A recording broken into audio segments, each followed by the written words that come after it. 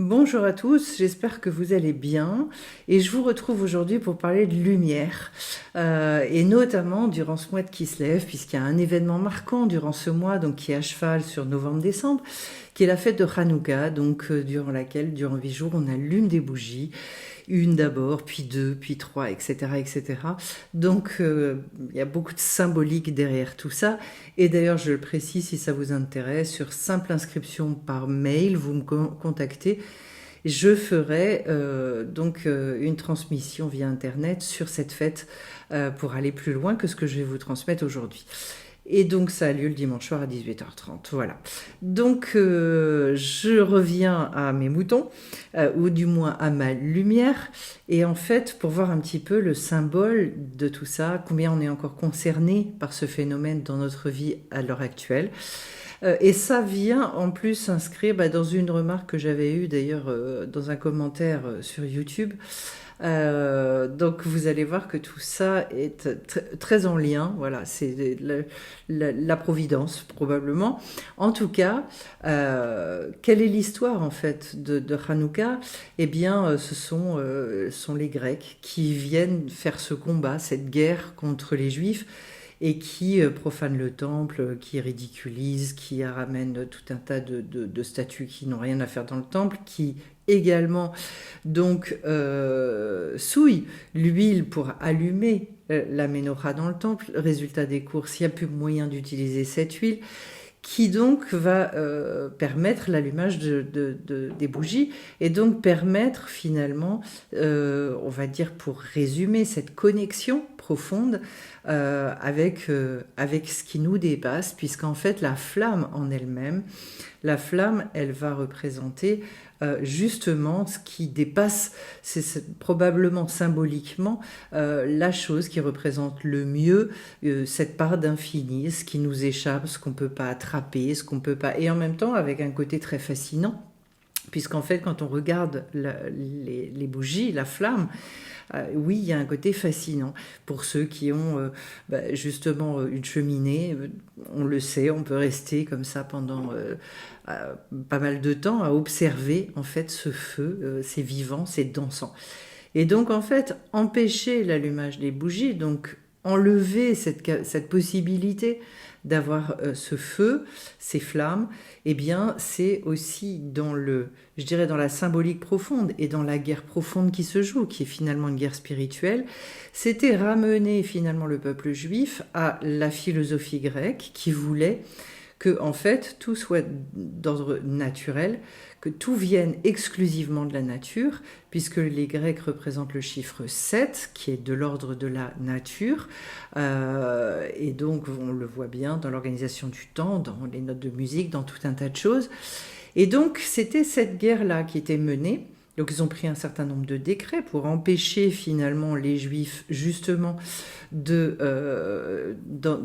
certaines choses de la tradition, certaines mitzvot, ce qu'on appelle les mitzvot, ils ont cassé et empêché certaines mitzvot pour couper ce lien avec ce qui dépasse, qui justement est symbolisé lui par le chiffre 8. Donc en fait Hanouka, d'où le fait que cette fête-là dure 8 jours, parce qu'en fait, c'est le 8 qu'on essaye de ramener et de remettre dans le chiffre 7, c'est-à-dire dans notre monde. Donc je fais descendre quelque chose vers moi, cet infini, pour nourrir finalement le monde du fini. Alors qu'est-ce que c'est le chiffre 8? Le chiffre 8, on va le symboliser par une grande, grande lumière blanche, c'est-à-dire ce moment où les couleurs n'existaient encore pas, où tout était dans l'unicité, tout était je dirais, l'inverse du nombre, l'inverse de la multiplicité. Et c'est un petit peu le symbole d'ailleurs de ce que tout le monde connaît bien, c'est-à-dire Blanche-Neige et les 7 nains. C'est-à-dire on a cette Blanche-Neige qui va venir avec les 7 nains qui sont symbolisés donc dans ce chiffre 7 et qui va essayer, elle, de leur apporter une certaine sagesse, une certaine chorma ou de la bina également, pour qu'ils puissent finalement grandir, parce que s'il n'y avait pas ça, il resterait les nains. D'ailleurs, très rigolo de constater que les 7 nains, eh bien, ont chacun un trait de caractère. Alors, il y a l'intelligent, il y a le grincheux, il y a le ci, il y a le ça, il y a joyeux aussi, celui qui est toujours dans...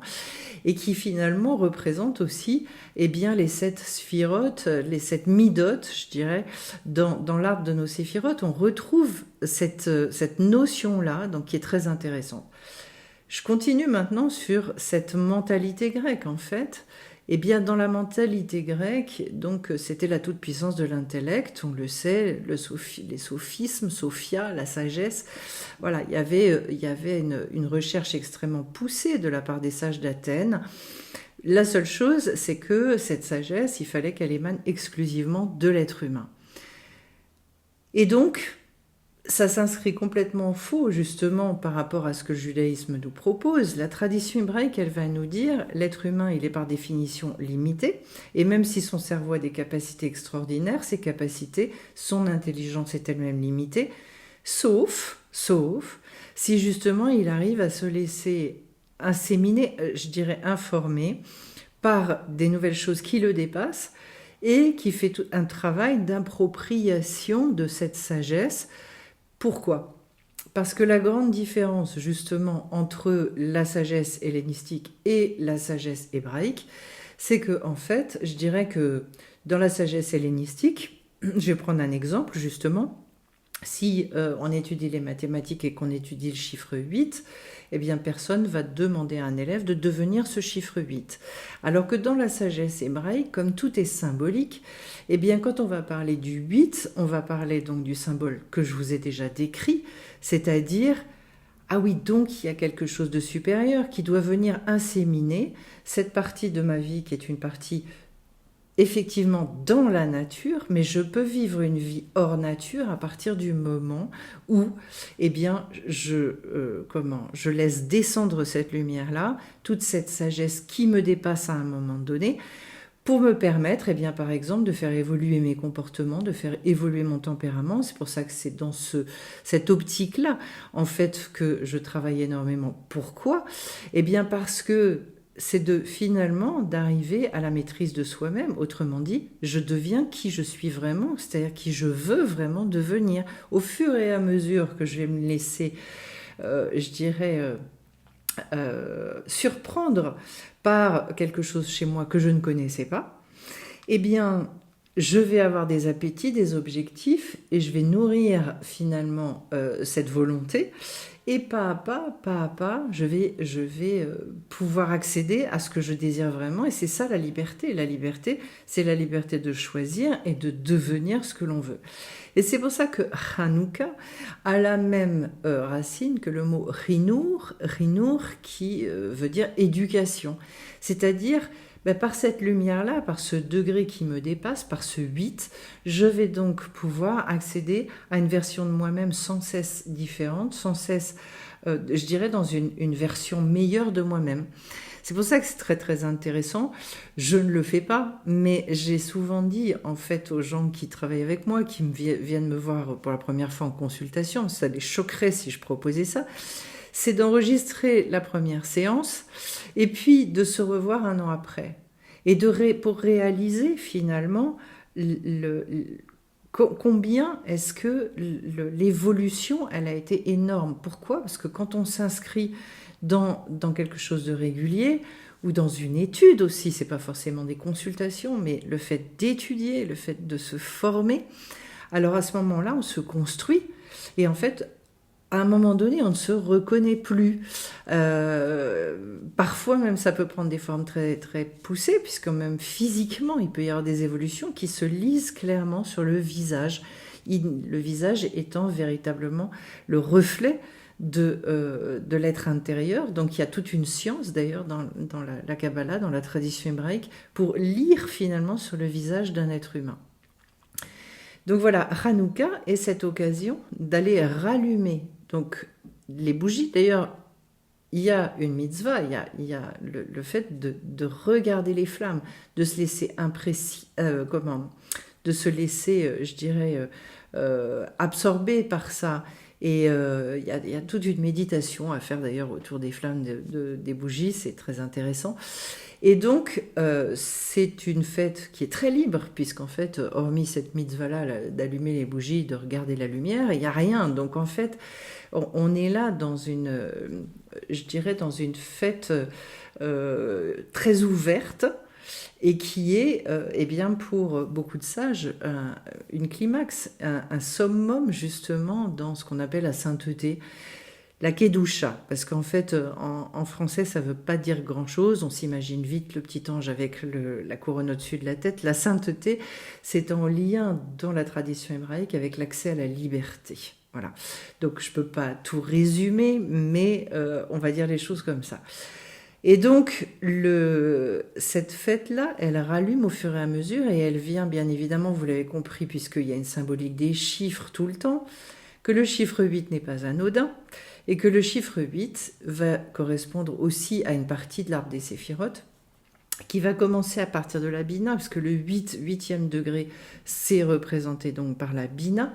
Donc cette intelligence, mais une intelligence qui s'est laissée façonner.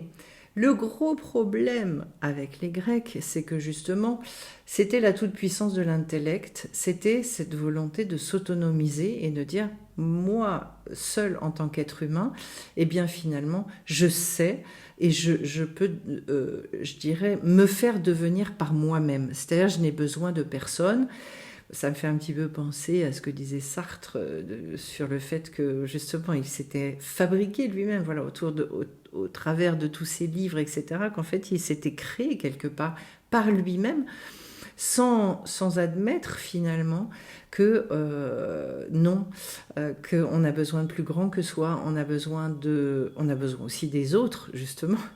Donc en fait c'est un petit peu justement le personnage qui pourrait symboliser, eh bien, toute cette pensée hellénistique de la toute-puissance de l'intellect humain, du mental, du côté logique, du côté cartésien, du côté raisonnement. Et donc, par rapport à ce que m'avait dit cette personne sur YouTube, du fait que, oui, tout le monde pense qu'il a tout compris, alors qu'en fait, non, on n'a pas compris grand-chose. Alors, le but de Hanouka, c'est quoi ? Eh bien, c'est si je comprends cette chose et que je me laisse inséminer par une intelligence qui est supérieure à la mienne, j'ai une chance d'évoluer. Et par ce rinour, cette éducation, ce pas à pas, eh bien, je vais toujours accéder à une compréhension autre. Alors, Rabbi Nachman de Breslev parle de ça en disant à chaque fois on change de monde. Alors, ce qui était avant de l'ordre de quelque chose qui était extérieur à moi, je peux avoir entendu une sagesse. Cette sagesse, je l'ai trouvée jolie, mais en fait, elle n'était pas intégrée. Eh bien, justement, le but, c'est que quand je suis proche de moi, quand je me mets en retrait, que je reviens vers moi-même, ce qui est tout l'objet du mois de Kislev, eh bien, je peux faire en sorte de demander que cette sagesse-là, je l'intègre, qu'elle passe au niveau du date, que je commence à avoir donc une intelligence qui upgrade, qui change de monde, qui change de degré. Et ce qui était extérieur va devenir intérieur. Et ça à l'infini, c'est-à-dire qu'une fois que j'ai changé de monde, eh bien maintenant, oui, ce qui autrefois était extérieur à moi est devenu intérieur. Je dirais que c'est pas comme si je disais je trouve ça facile, mais presque. C'est d'ailleurs un petit peu ce que disent les enfants vis-à-vis des devoirs d'école, c'est-à-dire tant qu'ils n'ont pas compris, ils disent ah c'est difficile. Et dès qu'ils ont compris, ils disent ah mais ça c'est facile. C'est quoi c'est facile ? Ça veut dire je l'ai intégré. Donc en fait ça fait tellement partie de moi que ok, bon, eh bien c'est un petit peu cette sensation-là qu'on a. Le moment d'appropriation est d'ailleurs un très grand moment de joie. On le sait tous parce que dans les apprentissages, à chaque fois que on a réussi quelque chose, on se dit et on a réussi à comprendre, à assimiler, ça fait du bien à l'intérieur. Dans cette démarche-là, c'est justement tout l'objet aussi, c'est-à-dire de sentir cette appropriation et de se sentir devenir. Bon, l'idéal, c'est d'avoir justement cette conscience assez aiguisée, parce que du coup, on peut rentrer vraiment dans une gratitude, dans la joie, etc. On commence donc par cette Bina. Ensuite, on va descendre, et puis après, on va voir Chesed, Gvura, Tiferet, Netzar, Od, Yesod et Malchut. C'est-à-dire qu'en fait, on va vraiment faire tout tout le bas de cet arbre, qui va se laisser inséminer par ce degré 8 et donc ouvrir des champs dont on est dans l'ignorance. En fait, il y a des fois même, et c'est souffrant chez l'être humain, il y a des choses qui ne vont pas, alors on cherche, on se dit j'aimerais bien accéder à telle ou telle compréhension ou à telle capacité finalement d'appliquer telle et telle chose. Mais en fait, on ne sait même pas véritablement le définir. Ça nous est arrivé à tous de sentir qu'il y a un manque, qu'il y a quelque chose qui ne va pas et de ne pas être capable de mettre des mots dessus. Et bien justement, là aussi, durant cette fête, c'est l'occasion d'aller redéfinir certaines choses, d'avoir des ouvertures, d'autres niveaux de compréhension, et donc de devenir sans cesse une nouvelle version de soi-même. On est là, en fait, dans le fait d'accepter d'abord que la vie elle coule en nous, et comme la vie coule, alors je vais pouvoir me laisser renouveler, mais intelligemment, justement. C'est quoi l'inverse ? Pour prendre un exemple un petit peu concret, l'inverse, c'est quand j'ai un problème dans ma vie, une difficulté, et que finalement, je vais tourner dans ma tête cette difficulté en essayant, et en paniquant quelque part, en essayant de trouver absolument des solutions que je n'ai pas, et donc, et de me mettre en fait dans une posture, dans une situation qui va être souffrante, paniquante, où je vais finir par prendre des décisions dans l'urgence, enfin, faire tout ce qu'il faut pas faire, globalement. Et au passage, je me fais peur et je me trouve nulle et je suis dans le doute et je peux me culpabiliser, etc., etc. Donc en fait, voilà, l'idée, c'est justement d'ailleurs pour ça que chaque difficulté qui nous est envoyée, son rôle principal, c'est petit à petit de nous donner le réflexe d'aller chercher cette intelligence supérieure à la nôtre pour pouvoir avoir une vie plus qualitative, pour pouvoir avoir une vie beaucoup plus riche, fertile aussi, pleine de bénédictions, etc. Voilà. Donc en fait, on passe avec cette fête-là, c'est un moment intense parce que c'est 8 jours d'affilée et c'est 8 jours avec une possibilité d'absorber tout un tas de sagesse ou de compréhension, d'assimilation de certaines choses très puissantes et qui peuvent considérablement déjà fermer certains dossiers, nous amener une meilleure qualité de vie, faire de nous des personnes encore meilleures, en tout cas dans l'expression de nous-mêmes, puisque c'est de faire sortir du potentiel, hein. Toujours dans la tradition hébraïque, c'est pas en fait de faire naître quelque chose mais qui est déjà existant, comme un bébé quand il naît, il est déjà existant, la seule chose c'est qu'il naît à un autre monde. C'est exactement la même histoire. Et donc en fait, de bien comprendre que les Grecs voulaient casser ça et voulaient que le peuple juif finalement s'assimile, donc reste au degré 7 sur ce chiffre de la nature pour justement quelque part refuser. C'est très profond dans cette guerre spirituelle, c'est le refus de quelque chose qui me dépasse, le refus de quelque chose que je ne maîtrise pas, qui puisse être plus grand que moi, et quelque part aussi, je dirais un refus d'évolution, puisqu'en fait, le seul moyen de me faire évoluer, c'est que j'ai un apport extérieur qui soit différent de moi. Et qu'est-ce qu'il y a de plus différent de moi que Hachem, que les grands sages de la tradition, qui justement sont allés nous découvrir tous ces secrets. Voilà, donc assez magnifique. Alors je précise d'ailleurs que pour ceux qui le souhaitent, c'est une autre manière d'appréhender un petit peu l'arbre des séphirotes, mais je fais dimanche prochain un atelier tirage et arbre des séphirotes. Donc chacun choisit son thème, ce sont des tirages individuels et que ça nous permet en fait de remâcher, de retravailler, de voir où on en est aussi sur chaque sphira personnellement, parce qu'en fait cet arbre étant constitutif de l'être humain, eh bien nous portons en nous toutes ces énergies qui sont d'une très grande profondeur, donc les traductions qui sont données sur l'arbre ne veulent pas dire grand chose en réalité. C'est petit à petit, en les travaillant, qu'on commence à les savourer, à les goûter et à voir combien on évolue. Donc le chesed qu'on a, c'est pas, voilà, moi je suis née avec tel chesed. Non. Heureusement d'ailleurs, heureusement. Oui, et d'ailleurs, on a des périodes de vie, c'est très intéressant de constater ça, où on va se servir de notre recette plus ou moins, de différentes manières, etc. Enfin, c'est passionnant, parce qu'en fait, c'est comme ça aussi que petit à petit, on recherche notre équilibre et qu'on apprend aussi à mieux se connaître soi-même, à voir aussi et à définir certaines souffrances. Parce qu'il y a des fois, je me force finalement à agir de telle manière, alors que dans ma nature profonde, j'ai besoin de rééquilibrer par rapport à cet arbre. Voilà. Donc il y a plein de choses à dire sur cette fête-là, mais c'est déjà une présentation de l'idée générale. Et donc, je le répète, pour ceux qui veulent nous rejoindre, c'est ouvert à tous, naturellement. Dimanche 18h30 via Internet, vous m'envoyez un mail et puis je vous envoie un lien. C'est aussi simple que ça. Et autrement, donc, cet atelier tirage et arbre des séphirotes pour s'approprier toutes ces énergies. Voilà, avec un tirage individuel. Ce que je veux vous dire aussi, c'est de vous souhaiter une belle fête de Hanouka, une belle fête des Lumières. Alors je sais que tout le monde sur cette chaîne, loin de là, ne fait pas cette fête-là, mais en tout cas de comprendre et de concevoir que nous sommes dans ce temps-là.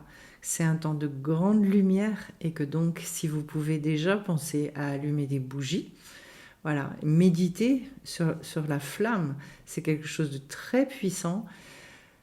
Voilà, et je vous souhaite de découvrir de très très jolies choses. Je vous retrouve bien vite sur la chaîne, plein de belles choses à chacun d'entre vous, plein de brachot, et puis à très vite.